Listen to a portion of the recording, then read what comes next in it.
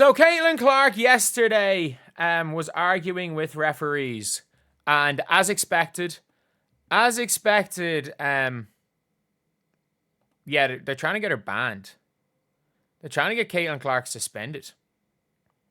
It is genuinely, they're trying to get her suspended. They're trying to get her suspended. And by the way, this is coming from the same people that try to get her kicked out of the league. So, there is a tweet going semi-viral right now. And by the way, there's a lot more. There is a lot more tweets in this. This is just the one that I've seen. And this is just a funny thing. But obviously, look. This is a tweet from somebody, and I'm not going to show their Twitter because at the end of the day, I don't think there's any point calling out individuals. I think it's more just a broader problem that we're calling out. So, this was the original tweet. Is it okay to come on the floor and argue the ref? I can guarantee you the commissioner will think nothing is wrong since it's Clark. And in the last week, that same person has tweeted this. And she was the original person that made the viral tweet. With 1.7 million views, saying you need to take a closer look at why Clark was pressuring her coach to be let back in the game when they were up over 20 points. It resulted in Dave Portnoy placing a bet. It resulted from placing a bet. No, that is not false. For a triple-double, he won over 300 grand, tagging the commissioner. And then, the next day, tweeted out this. Did WNBA comms Neka Wumke know that Sophie Cunningham was sleeping with her GM? There is an ethic code. Great spelling there. Capital E. Great. Code. Was there an ethic code violations? Great grammar. Is that the reason she was traded? And again, this person is literally... So, in the last 10 days, has called for Caitlin Clark to be investigated for fraud, tagging the WNBA. And again... Do you want to know what the funniest thing about all of this is? Is that I would think nothing of this if it wasn't for the fact that WNBA have literally opened an investigation based on Twitter. Well, almost certainly based on Twitter. And again, I got to be, well, not entirely careful with my words. I'm a guy who talks into a microphone, but... And again, if the investigation was not based on Twitter, if it was not based on the Twitter stuff, then I am fully willing to take every single video down I've ever talked about the investigation. If I'm issue an apology, to be honest. If I'm wrong, I'm wrong. If I'm right, I'm right. If I'm wrong, I'm wrong.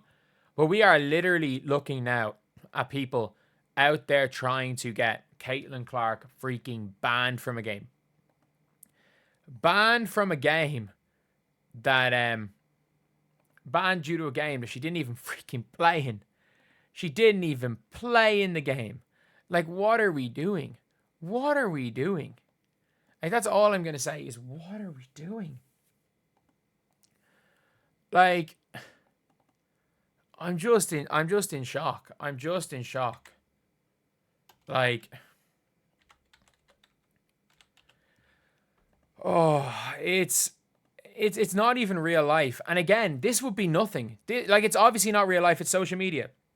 And people are like, why are you making videos on this? One, because I think it's something that needs to be talked about and called out, because until the WNBA stop taking random Twitter accounts with like a full red color as a profile picture is an actual person, until the WNBA show that they are going to stop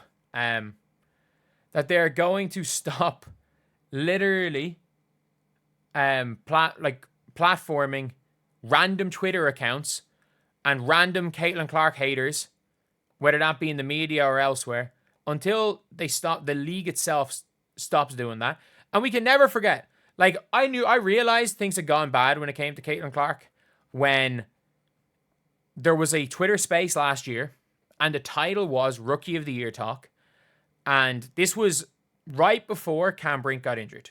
So at that stage, it was like Caitlin top by a little bit, Angel second, and Brink third. And then Aaliyah Edwards was starting to do a little bit.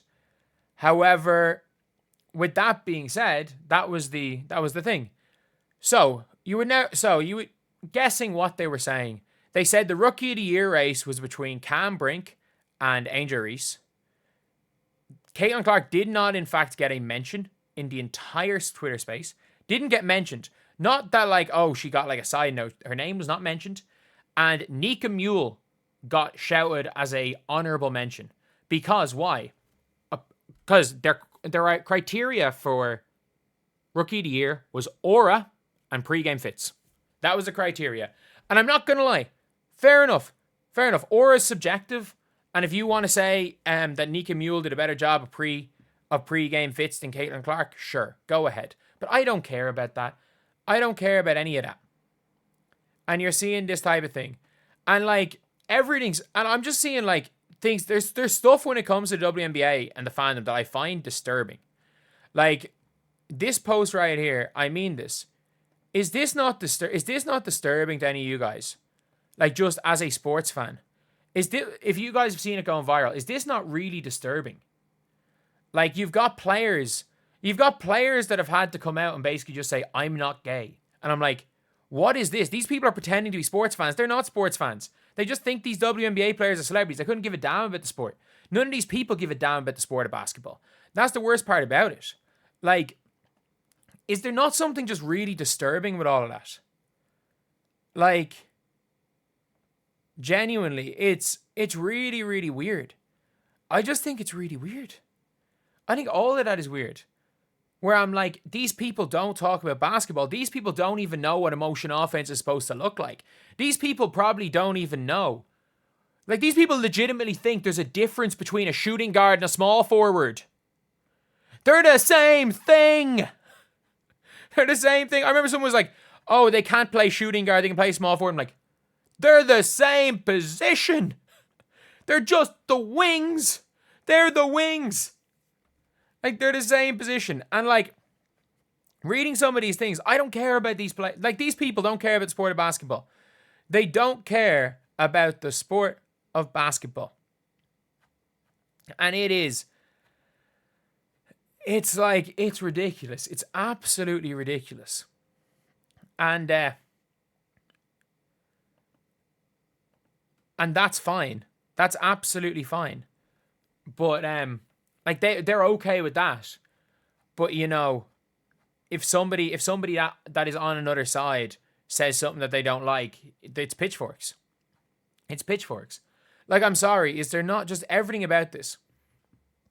Is there not like this whole situation? Everything about this. These are people that don't care about basketball.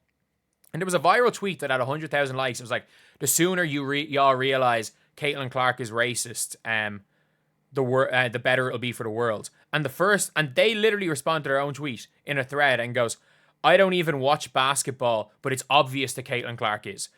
Like, literally, I was like, I don't know anything, but she just is. She just is. Why? Because her name is Caitlin Clark. She was born in Iowa, and you know, she's extremely pale, so she just is. Not that she's not born in, like, every single thing about her shows that she is as progressive as it freaking comes. Like, she is as left as it leaning as it comes. They have a problem with her because it's her. And again, these people don't care about ball. They've never cared about ball. They're bullies. They're bullies. She doesn't fit into what they feel is acceptable. And not even that she isn't that. They just don't believe she is an acceptable human to be in the WNBA, so they want to get out of her. And why is she not an acceptable human? Because she just wants to play basketball. That's it. A basketball player wanting to play basketball, and they're trying to run her out. But yeah, I'll see you guys.